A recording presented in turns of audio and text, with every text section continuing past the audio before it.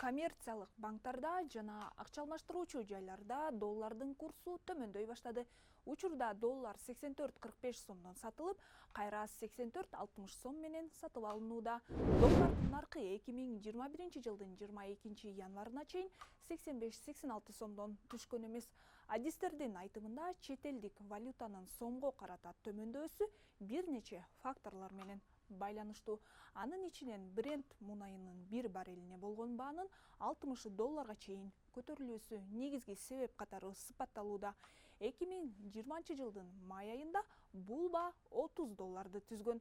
Лондон биржасынын маалыматына ылайык 10 февралга карата Brent мунайынын баасы 61 доллар 7 центти түзгөн. Бирок эксперттердин айтымында доллардын төмөндөсү узакка созулбайт.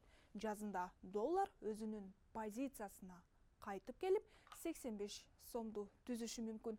2020 жылы Улуттук банк сомдун курсун жакшыртуу үчүн валюталар рыногуна жалпысынан 465 миллион 950 миң доллар сатса, жыл башынан бери интервенциянын көлөмү 83 миллион 700 миң долларды түздү. Интервенциясыз доллардын наркы 300-400 сомго чыгып кетет деген пикирин Улуттук банктын жетекчиси Толкунбек Абдыгулов өткөн аптада тынымсыз жүргүзүлгөн интервенцияга карата коомчулуктун сынына жооп берип жатып билдирген болчу.